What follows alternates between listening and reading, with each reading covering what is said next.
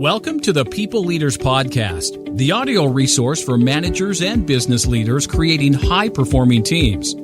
Join leadership and team development experts Jan and Michelle Turkelson each week as they explore both subjects from every angle. Through practical tips, valuable insights, and compelling interviews with leadership experts around the world, you'll learn how to bring out the best in your staff and how to give your best as a leader. Hi, Michelle. Hi, Jen. How are you?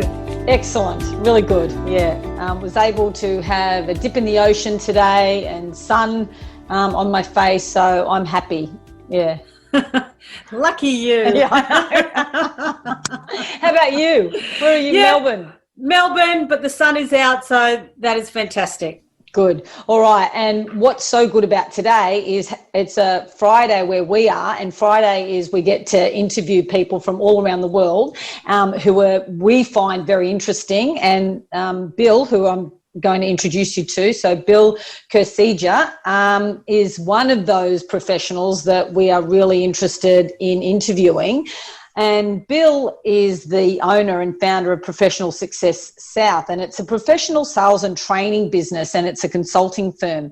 And Bill's career began in the United States Army, and we've had another guest on our podcast from the military as well, and we found that really interesting. And where you learn discipline and the importance of strict attention to detail. And we are particularly interested in that because that's our flip side, that we are not. And over the next 8 years, Bill made his way up the ranks to sergeant, where he learned not only leadership, but the importance of clear, effective communication in training. We are singing from the same songbook, Bill. And so this made his next move as he transitioned out of the military pretty obvious, where he went into retail, beginning as a salesperson, and quickly again rose through the ranks of finance, sales manager, GSM to GM positions. And now Bill follows his passion in training and coaching, specialising in the basics of communication and how paying attention to detail will build a strong foundation. And we are really interested in hearing Bill's kind of mindset on that. And, you know, as you know, Michelle, we are very practically focused, and so we're interested in getting some of those practical strategies from Bill. So welcome, Bill. Well, thank you so much for having me. Okay, we're really interested in hearing some of your insights. And one of the first questions we want to ask you is around confidence, because we get quite a few people that we coach, especially in teams, around how can I build confidence as a people leader, myself leading a team, especially in the challenging, situations that we find ourselves in. And can it be taught? Like, can confidence be taught? Oh, yes, absolutely, 100%, because confidence, you're not really born with confidence, right? We learn confidence through education. So, leadership, any type of skill, any type of product, any type of service, once you gain the knowledge of that product, service, or type of skill set, that's where you build your confidence from. I relate a lot to sports. I'm a big sports guy. And, every time somebody starts a new adventure, whether it's swimming or basketball or any type of sporting event or anything at all, you're not really good at it in the beginning. No one picks it up and is the greatest ever, right? They have to practice at it. They have to gain the knowledge, the abilities, the skills, and that's what increases your confidence. Just like a musical instrument, if you ever played the piano or any type of instrument, you're not going to be very good the first time. But the more you practice at it and the more you apply yourself to it, the more you're going to get better at it. And as you increase with your abilities of it, your confidence grows within. So even in leadership, it's not something that we do use the saying, a natural born leader, and so on and so forth. And yes, some people have different charismatic skills and abilities about their personalities, but ultimately a leader can be developed, can be kind of molded and made into that confident leader that they want to be. Yeah. Oh, without a doubt. And Jan and I often, hear ourselves saying that practice creates mastery, and leadership is one of those areas. You can, develop the skill. Now, really interested in this issue of confidence, because it was only the other day we were doing a group coaching session, and one of the key areas that somebody wanted to work on was their increasing their level of confidence. And so, do you have any sort of exercises or tips or strategies that our listeners could use in order to build that? Well, first you have to narrow down exactly where you want to take it first, right? So I talk a lot about details and paying attention to details, and it's the little things that count. So you first want to know where you want to get to, and you have to build a plan and a process to get there, and then you have to practice at it. So early on, when I started in my sales career, I practiced my meet and greet, my pitch. If you're in business to business, it's your elevator speech, right? What can you say about your business in, a trip in an elevator? So, how do we get better at it? How do we master it? How do we become confident in it? Is we practice it. Now, when I first started, I'm going to date myself a little bit here, but I didn't have cell phones and the video cameras and everything else as readily as we do now. So I practiced in the mirror, right? Talking to myself, tying my tie, getting comfortable with it. But what I tell people now, we have these amazing devices that can really help us. Turn on your cell phone, flip the camera on, and talk to it. Give your pitch, and then watch it, and then do it again, and then watch it again. And the more you practice at it, the better you're going to get at it. And then you move on to your friends and family. Because if you can pitch, if you can speak leadership, whatever it is that you're wanting to get to, and be comfortable with it around the people that you see on a daily basis, it becomes so much easier around the people you only deal with from time to time. And I love that idea about having a goal, then having a plan, then practicing, and then giving yourself feedback, because we often talk about the powerful impact that feedback has. And by giving yourself feedback first, you're getting used to having that as a process. I love the idea of videoing yourself. It's so, you don't have to engage anybody actually in order to do that. And so you put it on, and then you can squirm a little bit the first time. But Jan and I went through the same issue when we started doing webinars. We cringed when we had to watch ourselves. However, over the years with practice and taking on that feedback, hopefully, we are getting better and better at that. So I've got a question did you want to say something, Bill? I just wanted to add one little thing to it. The one thing we have to keep in mind is, who is our biggest critique?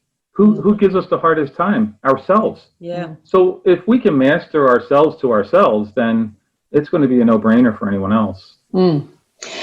So talking about mastering ourselves, a lot of people are now, especially with COVID, are starting to really think about the possibility that they have within them around transitioning, looking at a different career path, doing things differently. And when we do that, we actually have to have a certain level of, competence and confidence. The other thing that I'm interested to hear about you is, how do you then sell yourself? What does that look like? Because in Australia, we have this thing about, not big noting yourself and the tall poppy syndrome. What are some tips that you could give people in that context about selling themselves? So I agree with you. One of the biggest challenges for myself is to pat myself on the back, right? I'm not a big self-promoter type of person. It makes me kind of cringe a little bit, right? So how do you sell yourself when you are in that type of mindset? And it's really just your performance and your knowledge. Again, it comes back to the knowledge and the discussion. Because I find when you're passionate about something, and it's something that you feel deeply and passionate and love and want to spread, my big thing is communicating more clearly and having that message. So I can talk about it all day long, and that's going to come out. So try not to get caught up in what you're saying and how you're saying it, and just talk about what it is that you bring. And that's going to come across as a feeling, and that is the communication you want. Because, we've all been in situations where we're around someone and we're like, how do we get away from this person quicker, right? Because it's uncomfortable. And then we're around people that we're like, man, I could talk to this person all day long. So you want to create that feeling, and the way you create the feeling is to really be honest and authentic in what you're discussing. And that's really how it comes across. And then the other person or the other people feel that, and they want to be around and want to learn more. Isn't that great? We're giving ourselves permission to be more of ourselves, because when we do, we deepen the level of connection with others. Now, Bill, you are an expert in sales, and part of this is, in a way, selling ourselves, which, I think that does not sit well with some people if we, link back to that tall poppy syndrome. But sometimes we have to sell an idea, not only ourselves, we have to sell an idea, or we have to pitch something to our manager or our team members. Is there a process, that you could sort of break down almost like the anatomy of a sale for us? Absolutely. So when I do this quite often, because I discuss with upper management and ownership level people how to change a process within their organization, right? And it's not something tangible that you can touch, feel, and see. It's a process change. So you're talking about something over a 90 to 120 day window. And you just need to discuss, okay, what is working, right? So you want to talk about the approach of, okay, where are we? What is working? Because if you're talking to your manager or anyone else at any type of level, they're obviously successful to an extent, right? They're at a certain level. Okay, so we're here. How do we get to the next step? And that's where you start to plant the seed of what needs to happen to get there. Okay, so we're doing X, Y, Z, right? Well, if we add this into the mix, we can take it up another 5 to 10%. And really the key is, to me, we live in a world of immediate gratification, okay? We turn on our phones and we click on an app and we want it to open. So we apply that to everything we do in life, right? So even business. So the days of wanting to make a 20 to 30% increase, you don't want to do that. You're kind of setting yourself up for failure. You want to talk about in 5 to 10% increments, depending on obviously the industry and what you're looking at, but really smaller goals, because it's easier to achieve them in a shorter amount of time, and it gets you going to the next, right? So, I read a book, it's called The One Thing, and it's really, you can take your 5-year goal and break it down to something. What's the first thing you have to do to get to that 5-year goal? It all starts with one. And it's so true, right? So that's how you want to pitch it. I know that was a long-winded way of saying it, but you really want to first talk about and give credit to where they're at. Yeah. And then what is the next step to get a 5 to 10% increase? Yeah. And then you talk about the next 5 to 10, so on and so forth. Because their confidence in you is going to build once you hit that first 5%, and so on and so forth. And what I like about that is that you've met them where they are. Where are we now?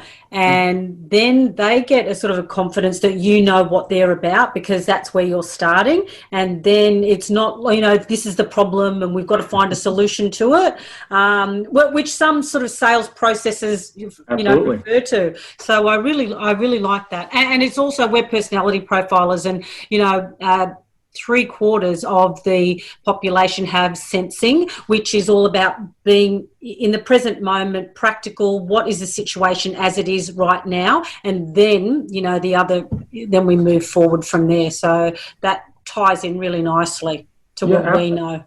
Absolutely, because no one wants somebody to come in that they don't know and say, listen, you're horrible at this. No, let's talk about what you're really good at. And then let's talk about what we can improve upon to get you even better. Yeah.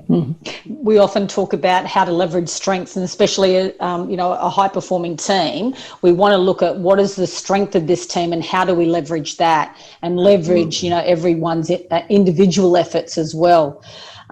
So when we talk about the skill of communication, we find that when leaders and team members have a way of communicating that they've agreed to establish parameters and protocols, there is usually less conflict. Could you share with us what are some of the skills of communication, and then like a strategy that we could start to practice if we wanted to enhance one of those skills? Absolutely. So I also teach middle and high school students how to build confidence. Excuse me.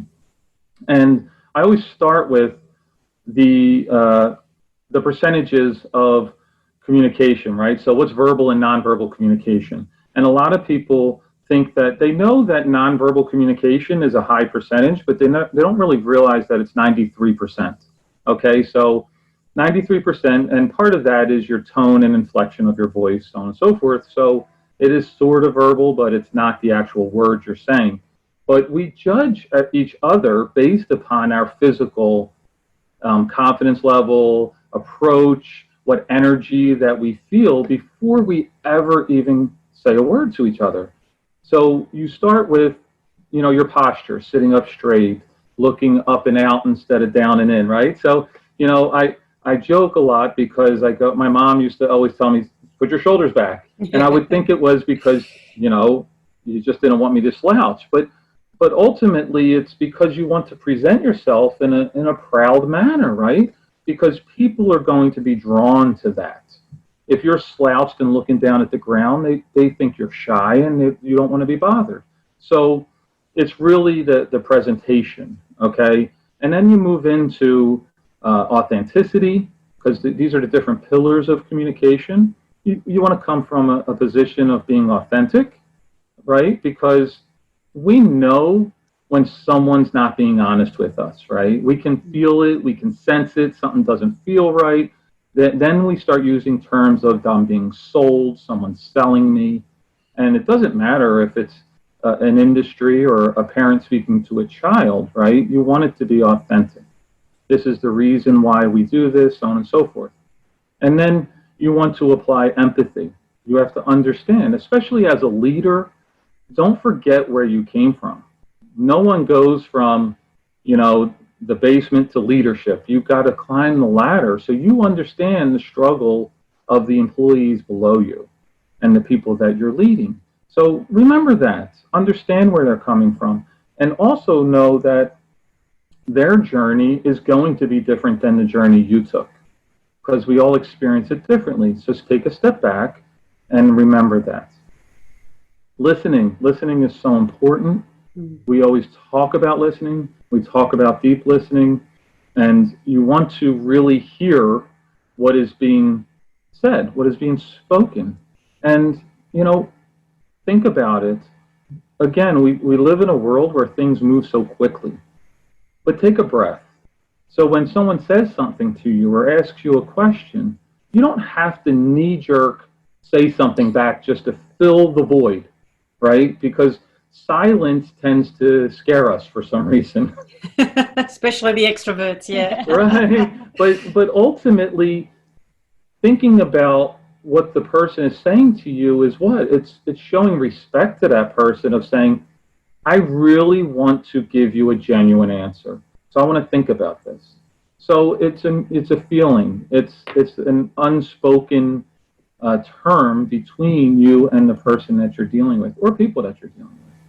So those are definitely practical types of pillars that you can apply and work on each one of them. But I always start with the body language because it's something that we don't have to say to anyone. We can work on immediately and pay attention to it. We don't think about it, right? Because I always say, we teach math, English, science, all those types of things in school, but there's no class that teaches the basic fundamentals of communication. So when that student goes into math class and they have a question, but they're scared to ask because they don't know how to communicate, they never get the answer to the question, right? Because they never ask it.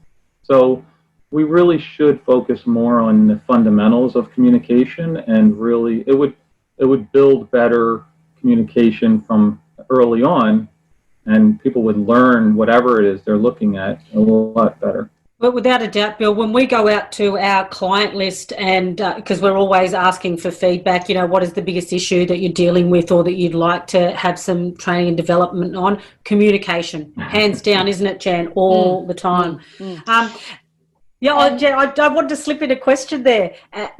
Did you want to say something, Jen? So, Bill, you mentioned something about working with teenagers, and you may know that particularly here in Australia, we are having to homeschool, and people who, teenagers are, not going out to see their friends. They are sitting in front of a computer all day studying, and there is a little bit of mental health issues happening, and they're feeling a little bit less confident than they did before, and it's really starting to play with them.